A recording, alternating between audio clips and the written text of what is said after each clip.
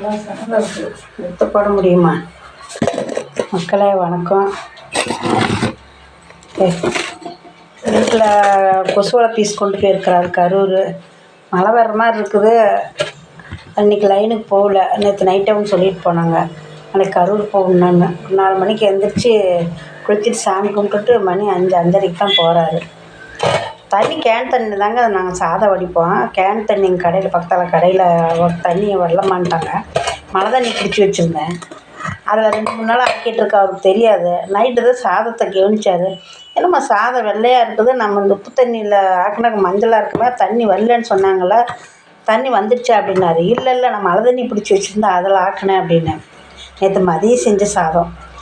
அவர் இப்போ அதுக்கு போயிட்டார். பீக்கங்காய் வணக்கினது இருக்குது பாருங்கள் மக்களே. பீக்கங்காய் சுண்டை வச்சேன். அது இறக்குறப்ப கொஞ்சம் வேர்க்கடலை நுணுக்கி போட்டால் நல்லா மணமாக இருக்கும். சாதத்தில் பெஞ்சு சாப்பிடவும் நல்லாயிருக்கும்.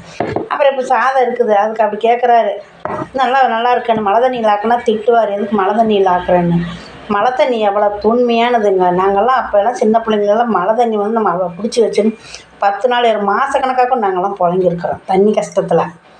அப்படியெல்லாம் செஞ்சுருக்கோம். மழை தண்ணி எதுக்குமா ஆக்கணுங்கிறாரு. சுத்தமாக இருக்கிற இடத்துல நம்ம கூட தண்ணி ஊற்றுதல் அதில் பிடிச்சா நல்லாயிருக்கும்.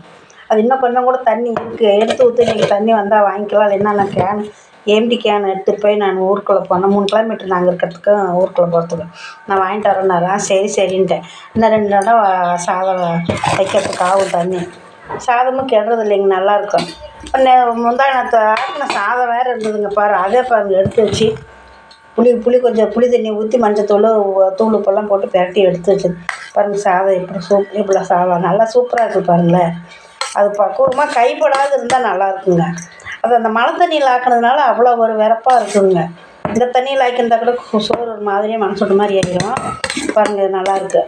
அது இப்போ சாப்பிட்டா கூட இது மத்தியானத்துக்கு தாளித்து சாப்பிட்டுக்கலாம். இவ்வளோ சாதத்துக்கெல்லாம் நாங்கள்லாம் கஷ்டப்பட்டுருக்கோம். எடுத்து ஊற்ற முடியுங்களா? யாராக இருந்தாலுமே அதை பக்குவப்படுத்தி அதை பயன்படுத்திக்கிங்க, வேஸ்ட்டு பண்ணாதீங்க. பாய் மக்களே. கொஞ்சம் துணி இருக்குது, கொஞ்சம் தைக்கணும். முழமெல்லாம் தைக்கலாம்.